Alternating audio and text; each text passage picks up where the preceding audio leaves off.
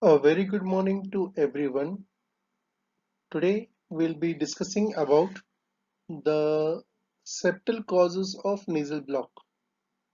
As such, nasal block is a symptom which has to be further evaluated before we identify the septum as the cause for all its problems.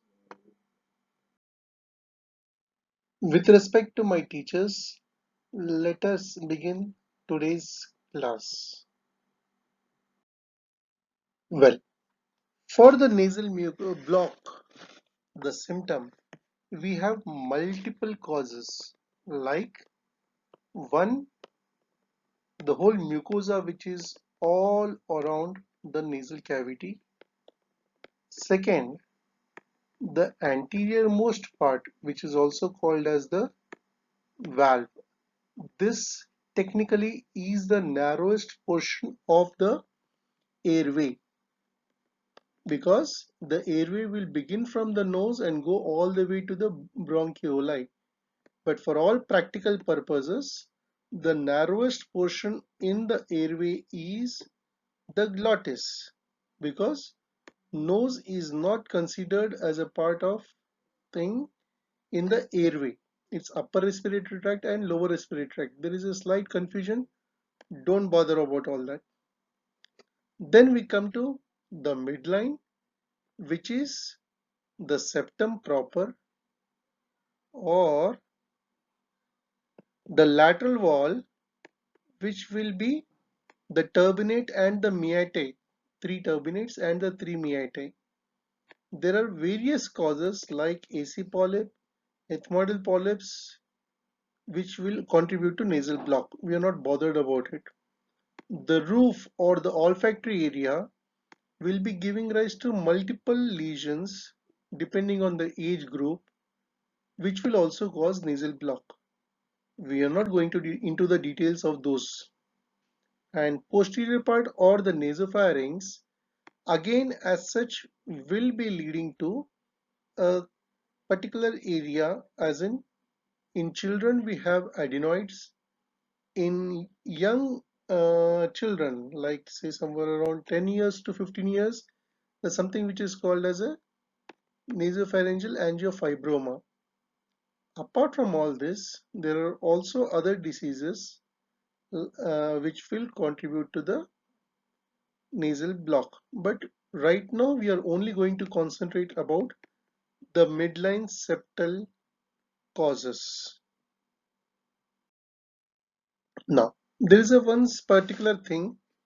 We have all these examiners who have a fancy for few people, the scientists, like the Cottle's area, the Cottle's line, the Cottle's test, Cottle's approach, and the Cottle's nasal speculum. If you please take into consideration, Cottle's approach is the surgical approach which we take for our routine septoplasty done by most of us nowadays. There are many other approaches. Please, if at all you are interested, you can go ahead and research that. But do we need it for our exam? No, we don't need it. And there's something what is called as a nasal speculum, which will be useful in doing the Cottle's approach septoplasty. These are intra-op. The last two are intra-op. All these are pre-op, or before we do or decide that a surgery would be required. These are the things which we are to know of.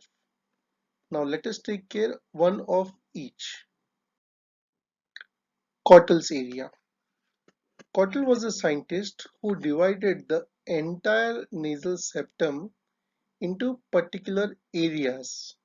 Why did he do so?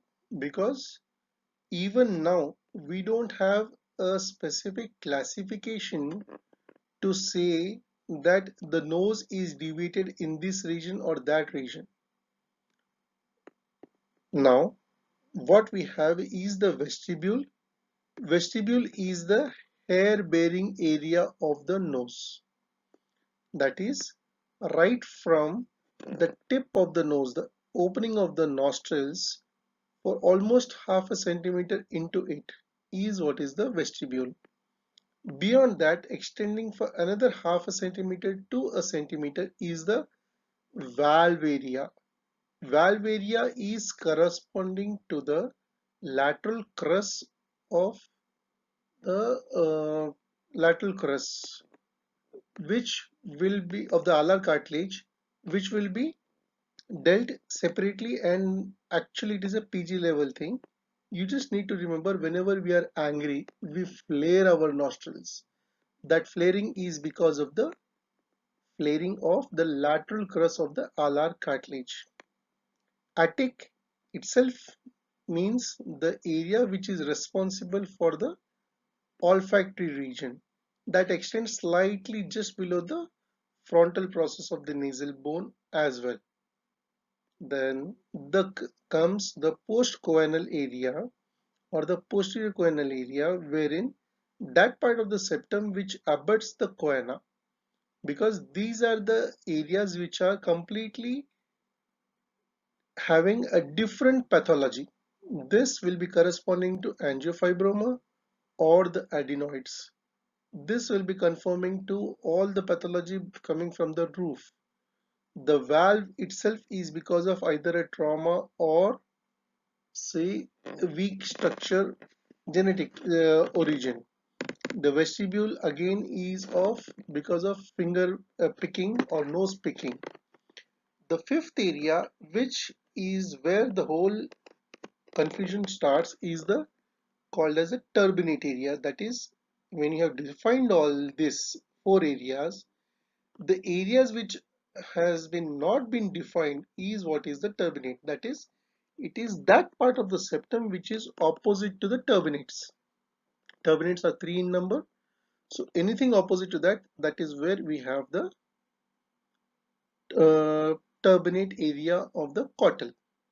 Now these are areas which are very important, because the treatment for the valve area is completely different. Treatment for the turbinate is completely different. Treatment for the postcoinal area is completely different. Now let us see what is a Cottel's line. Cottel's line is an imaginary line nearly vertical, which is extending from the tip of the nasal spine, frontal process of the frontal bone, all the way to the crest of the maxilla, the nasal spine of the maxillary crest. This divides the septal cartilage into anterior half, posterior half. Why this is important? Because line any deviations beyond this, that is anterior to the Cottel's line, are best treated by septoplasty, while the area which is behind the Cottel's line will be treated by submucosal resection.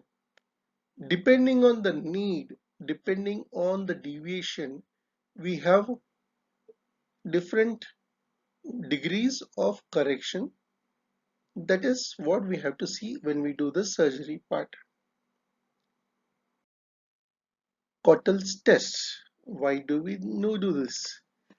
In evaluating whether the nasal valve is cause of the nasal obstruction, we need to do this test. What is the principle? I have told you, actually the nostrils are the narrowest portion, but because they come in upper respiratory tract, they are not considered as such. So supposing, please imagine you are breathing in air, that is the diaphragm is creating a negative pressure, that is the air is being sucked inside. Now what will happen with all this? The moment you suck in the air, the lateral free edge will collapse inside towards the septum, right? In certain diseases, because of the genetic nature of the cartilage or because of trauma or for whatever reasons there is a weakness in this area, you take in a deep breath. The result is there will be a collapse in the nasal valve area. Now, if you don't observe this and go ahead with a septoplasty or a septorhinoplasty, the problem is going to persist. That is, the nasal block is persisting. That's why Cottel's test is is a test wherein it is a test for the valve patency. This is dependent on Poiseuille's law, that is the resistance to the airway.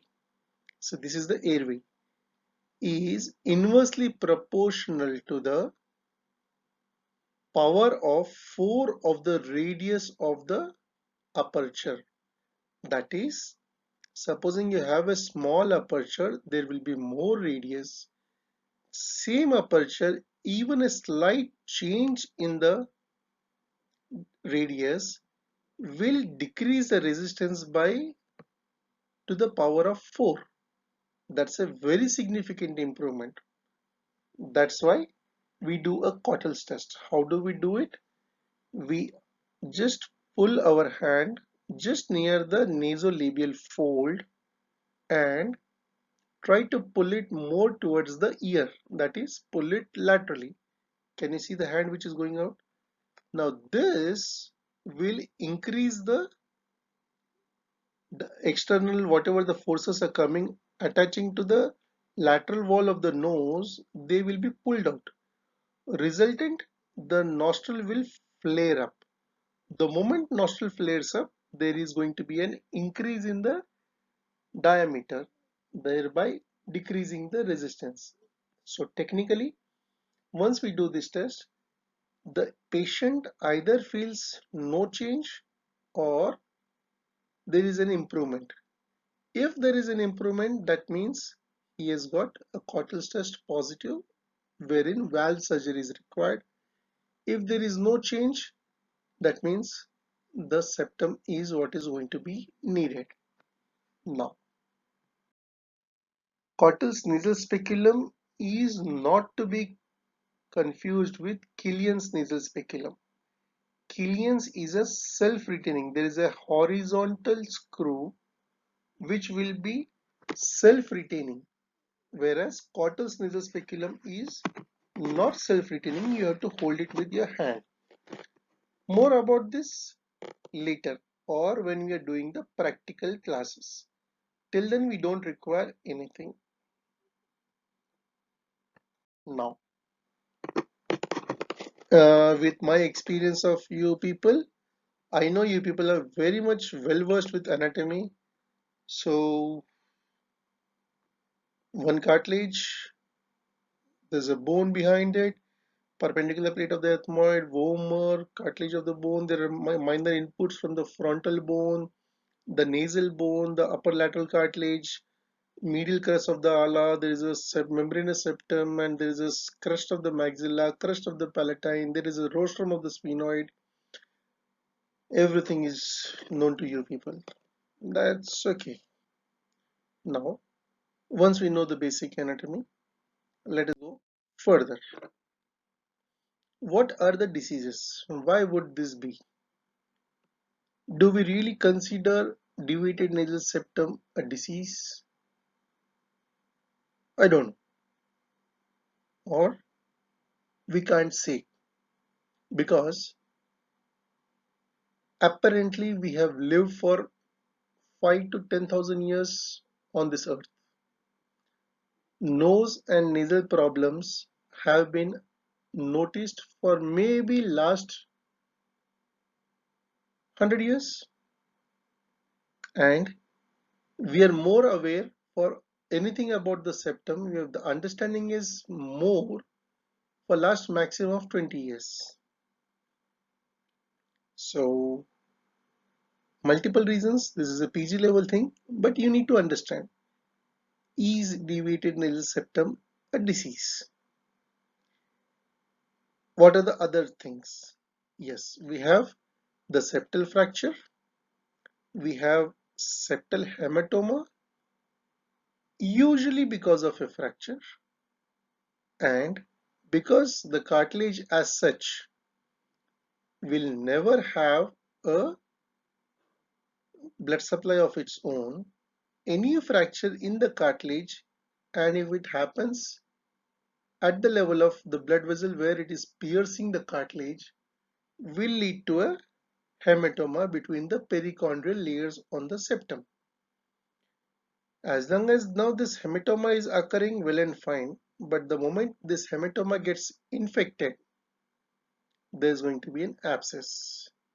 These two, all the three topics and septal perforation, I'll be covering in my next class. So we are only bothered about deviated nasal septum.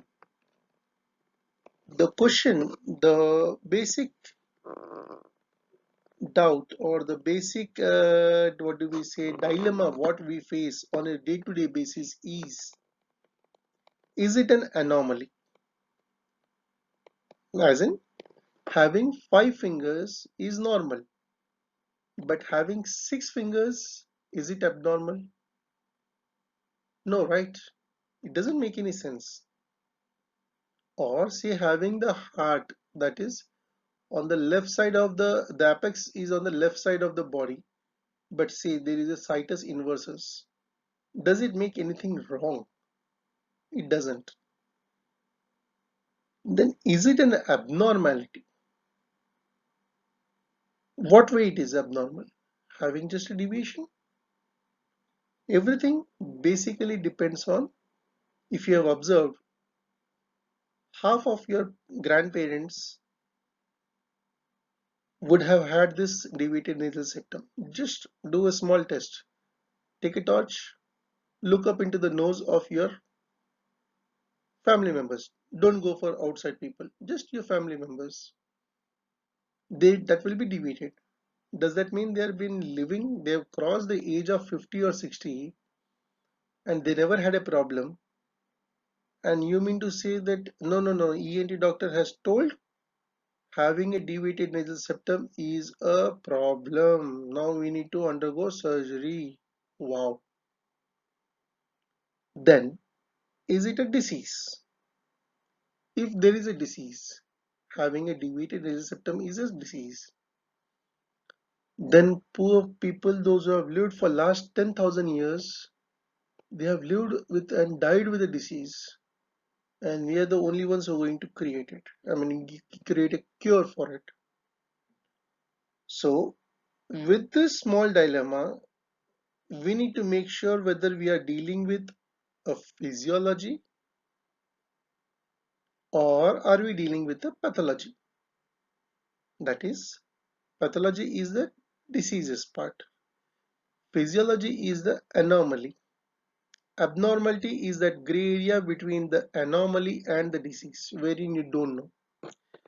Fortunately or unfortunately, we don't have any clear-cut guidelines. That's why some of you might have undergone septal surgeries also. Some of you might have family members who have undergone this. I really don't know. I don't say every time a septum is touched that is unethical. No, that doesn't make sense.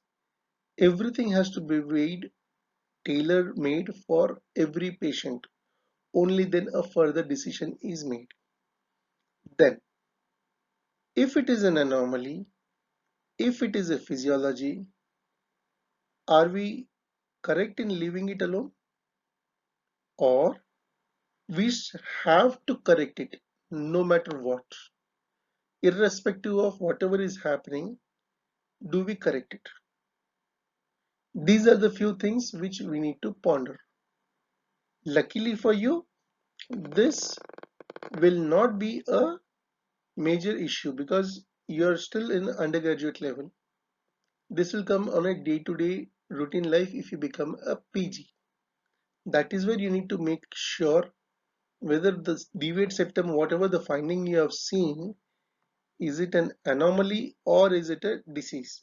Are we dealing with the physiology or the pathology? to be left alone or not to be left alone. Because you leave it alone, you're going to have only a consultation. You do a surgery, you're going to get surgeon charges for that. Which one will you choose? That is the dilemma. Let us see in further. And also please remember, we are not dealing with only anatomy. There is also something what is called as the nasal mucosa, which is growing, which is on the bone and the cartilage, and that has got a cilia. That is, the mucosa is alive. There is a ciliary epithelium which is beating around. That ciliary epithelium underlies something, the soft tissue, which in turn are affecting the nasal cycle.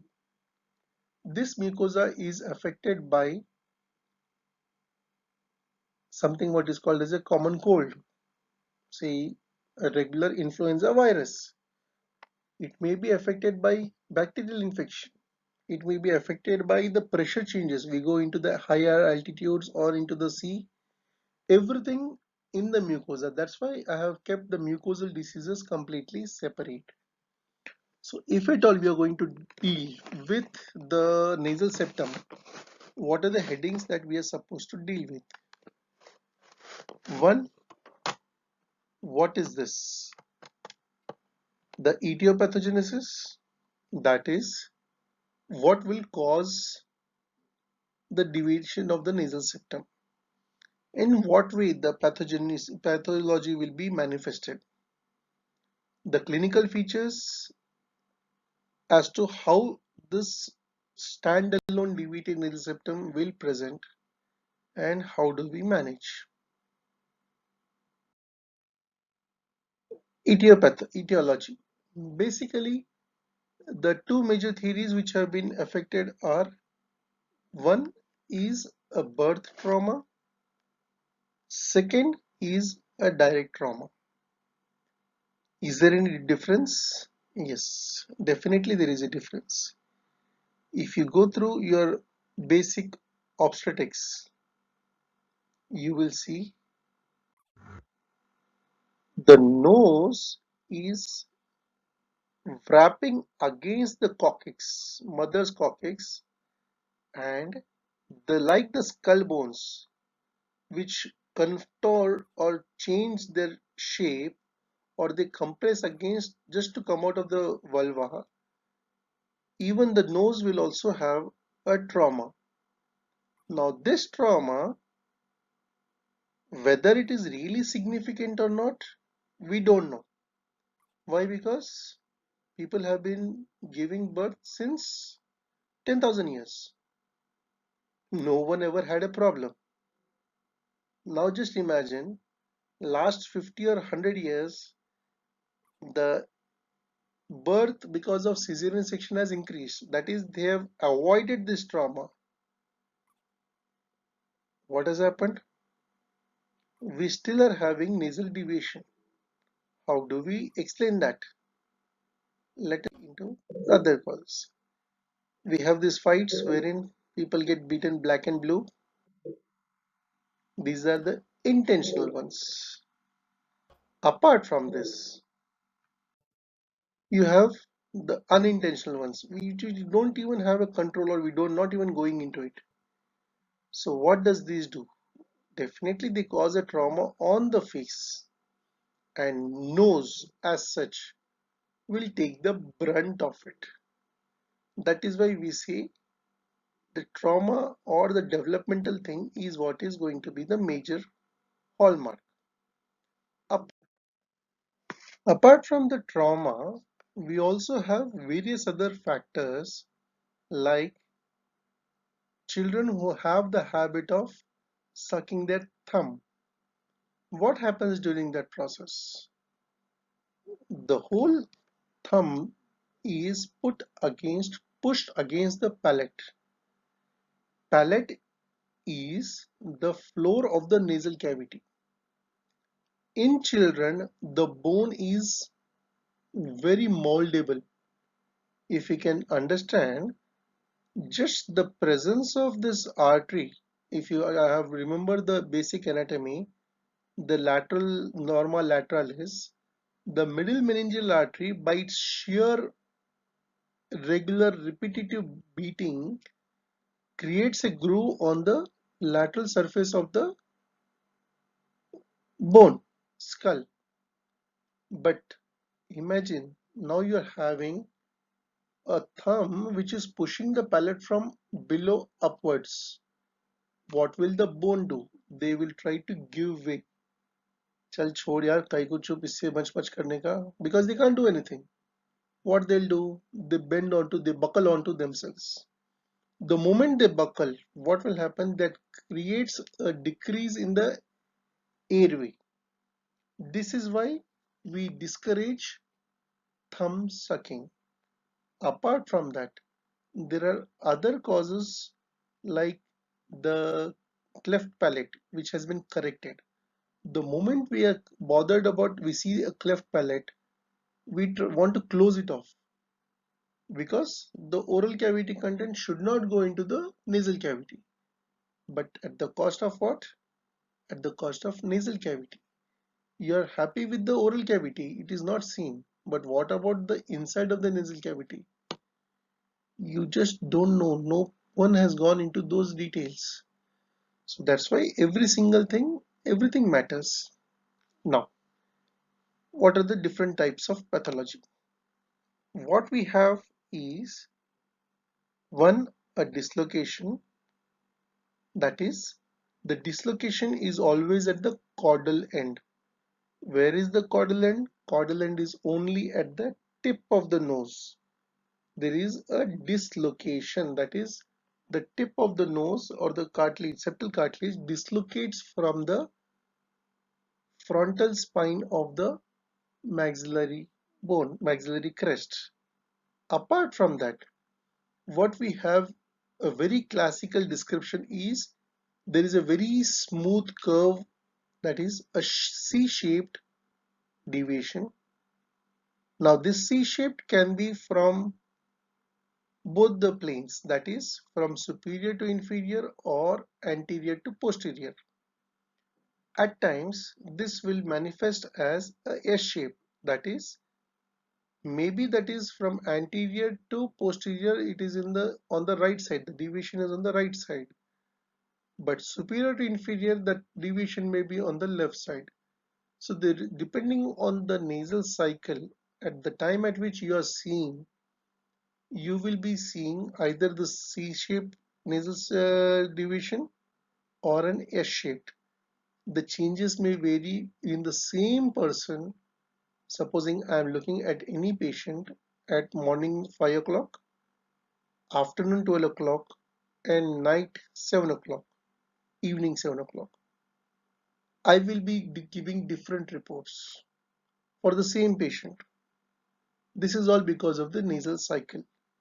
That itself is a 4 marks question for you.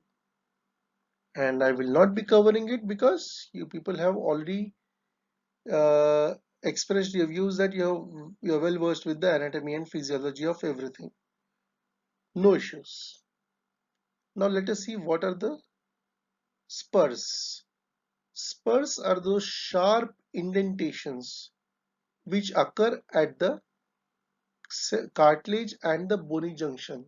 That is, the spur can occur only between the vomer and the septal cartilage, or perpendicular plate and the septal cartilage, or maxillary crest and the septal cartilage. These are the areas where you will expect a spur. Thickening is because of, say, there was a very small minor trauma which resolved on its own, there was a hematoma, or the cartilage has buckled onto itself. This will lead to a thickening of the septal cartilage. So these are the different pathologies what we will be seeing. How does it manifest? Obviously, deviated nasal bone, deviated nasal septum will cause a nasal block first. That is the most common complaint. But the job is not with that. We have to evaluate other causes of nasal block and only then come for the septal causes. In some people, because of high deviations or turbinate hypertrophy, the sense of smell may be decreased. Second, trauma itself will cause external nose deformity. At the same time, external nose deformity is also accompanied with deviation of the nasal septum. Usually there is a fracture which will either heal by itself or will lead to a thickening of the septum. Now there's something what is called as epistaxis. That is, you have a spur just beyond it. What will happen? The septum is not a dead tissue. It's a living thing through which the air is moving in the form of currents. Just like the cyclones, what we have a eye of the cyclone. Depending on the surrounding factors, this eye will be moving around. Same thing, the currents at the level of spur will be so negative. It will be something like the, say if you have a waterfall, at the edge of the waterfall you will be having a whirlpool. This will be sucking in air. Because of this sucking in, what will happen is there will be dilation of the peripheral blood vessels. That is, every time you will have, anytime you have a patient with bleeding from the nose and you see a spur, no other bleeding points, it's a rule of the thumb that most likely, provided other causes are ruled out, there is a small bleeder or an inflamed vessel behind that spur. Why is that inflamed? Because of the air currents which cause as if a negative pressure has been created beyond the spur. So you will be having a blood vessel which is enlarged or increased in the vasculature. There may also be headache. Why? Because whatever the deviations and the septum or the spur which are formed, they are not standalone. Nose is not just having the septum. There is also a, what do we say, the turbinates which are there. The turbinates also have their anomalies. So what will happen is that will create one particular contact area which will lead to a contact points. That is, the septal mucosa will be touching the mucosa of the turbinate or the lateral wall.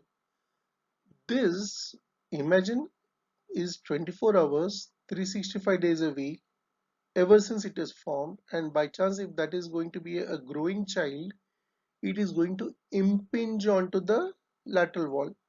This is what is called as a Schluter's neuralgia. That is what will lead to a headache. Apart from this, ear diseases, that is otitis media with effusion, ASM or CSM, can be because of deviated nasal septum, but more likely it is because of either adenoids or chronic or acute rhinosinusitis or some other reasons. Standalone DNS will never cause a ear problem, but in the absence of any other symptoms, say adenoids are absent, sinusitis is not there, but there is a gross deviated nasal septum, yes, we do assume that it is because of the nasal septum. There is no way we can prove it. How do we do this?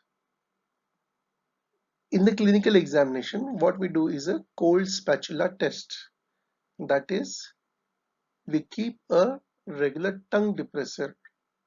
These are all practical points which will be told in the clinical classes whenever you come.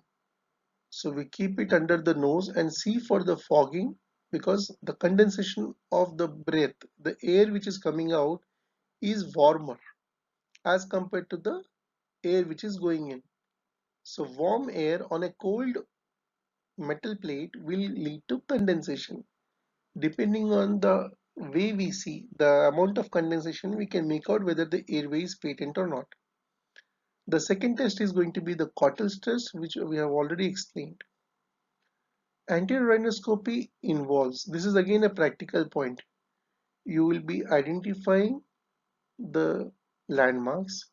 You will be observing for the midline, that is the septum, whether it is dislocated or deviated, followed by the floor of the nose, examination of the floor of the nose, followed by examination of the lateral wall of the nose, followed by the nasal cavity as such. This is what is anterior rhinoscopy. Previously, doing a posterior rhinoscopy was a mandatory procedure for PGs. But now, because of the advent of the diagnostic nasal endoscopy, we routinely do not perform posterior rhinoscopy.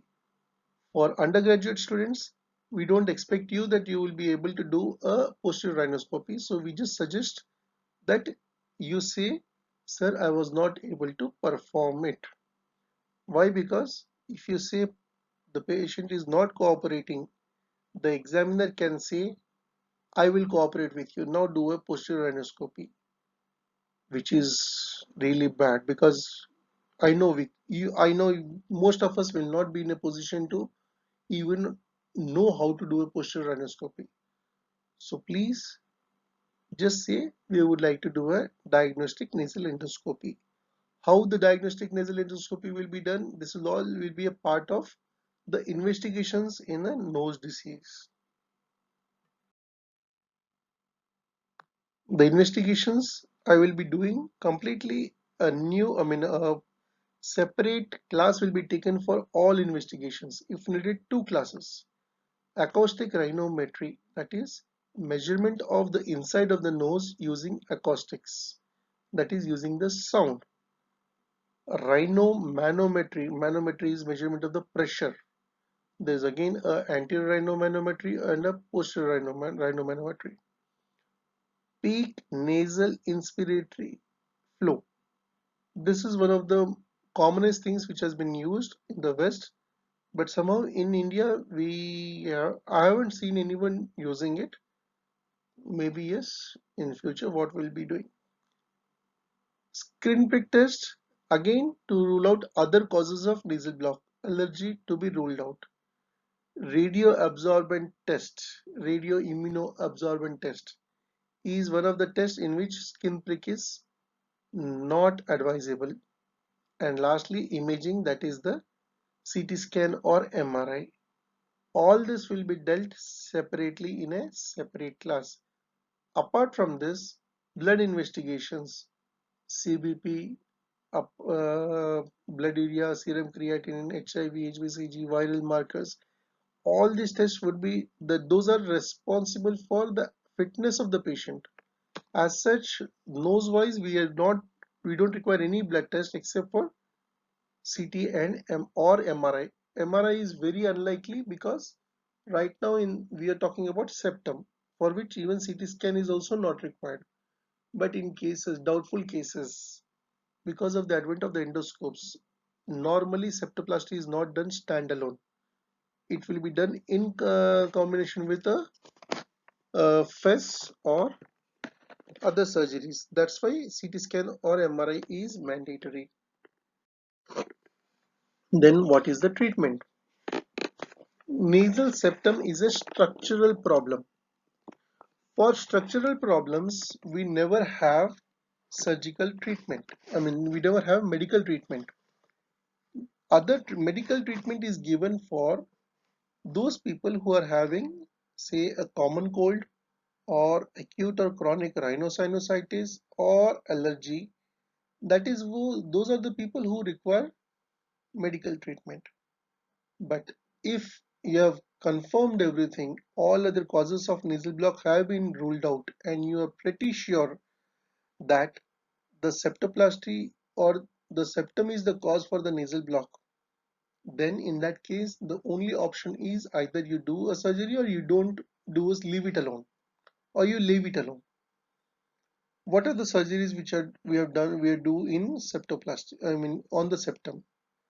Previously, we used to do something what is called as a submucosal resection.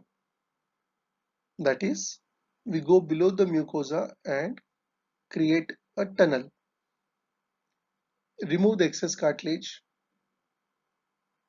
leaving behind minimal और just नाम के वास्ते थोड़ा सा cartilage. We are not touching the bone. Submucosal resection is only for the cartilage part. We are not bothered about the bone. Bone is actually removed. Septoplasty. Septoplasty involves removal of the inferior border of the cartilage only. Why? Because please remember, SMR is a surgery done for all the lesions or deviations which are behind the Cottel's line. Anterior to the Cottel's line, septoplasty is the only surgery. Of these two surgeries, septoplasty is the least, what do we say, come radical surgery. Why? Because we are just removing a simple small piece of cartilage. Whereas in SMR or septoplasty plus extended plus SMR, we will be removing the septal cartilage. Apart from that, we'll also be removing some amount of deviated part of the nasal bone. Turbinate surgery is propagated by some people. We really don't do it on a routine basis. So what are the steps? Any surgery would require a fitness of anesthesia. Once we make sure the fitness is there, majority of the surgeries are done in general anesthesia. The patient, we can do it in local anesthesia also, but the patient discomfort is very much evident. You don't want the patient to give you bad publicity. So what we do is we do it under general anesthesia. So once under the anesthesia, there are many approaches of which we are following Cottel's approach, that is pre-maxilla-maxilla approach. That is, you people need to really understand, do the homework. What is the difference between maxilla and pre-maxilla? Okay, so in this, Cottel gave two different things. There's something what is called as an anterior tunnel, and there is also something what is called as an inferior tunnel. Why do we have this? And when we have an anterior tunnel, there should be a posterior tunnel. And when having an inferior tunnel, we should be having a superior tunnel. But then why are we having two different names? This is because we have the perichondrium and the periosteum. Perichondrium is located only in the anterior part, whereas periosteum starts all the way from the tip of the maxillary crest. So that's why we have this anterior tunnel and a inferior tunnel. We don't have a posterior tunnel. So the incisions given, there are two incisions. One is a Freer's incision, which is at the edge of the septal cartilage. The second one is a Killian's incision, which is 5 millimeters behind the Freer's or the free edge of the cartilage. Conventionally, we have left hand side the incision is given conventionally, but either way is comfortable depending on the surgeon. We elevate only on one side of the septal cartilage. Please observe this. This is the bone and the cartilage. One side is intact. The second one, this is one is the inferior tunnel, and two is the superior anterior tunnel. So these are all created. Only one side of the perichondrium and the periosteum is separated. Now we identify whatever is the excessive deviation. We dislocate the septal cartilage from the perpendicular plate of the ethmoid bone. We dislocate it from the groove of the vomer bone. We dislocate it inferiorly from the crest of the maxilla. Then the whole septum becomes free. Whatever the caudal pin part we need to remove, we remove it. Supposing the deviation is not just anterior to the to the quartus line, there is a deviation posterior to it. Depending on whether it is a thickening or a spur or a dislocation, we remove majority of it. Whatever the deviated part, we don't leave behind any deviation part because the person may come back again. So, with the dislocation is being shown on this side, this is how the dislocation from the crest of the maxilla is occurring. And once we remove it, the whole thing is separate. We cut it off. This is where we cut off the inferior strip. Can you make out? Now this strip is removed, the excessive bone is removed, and once we do this, whatever the deviation is, it is going to be in alignment. Now we fix it with a suture. This is what would be the suture to the either the crest or to the perichondrium. And after the surgery, hemostasis is maintained. Please remember, septoplasty is not a surgery done in children. Septoplasty can be done in children, but SMR, because the bone is growing, we don't do SMR in children. Septoplasty can be done in certain circumstances, but as far as possible, we avoid needle surgeries in growing age.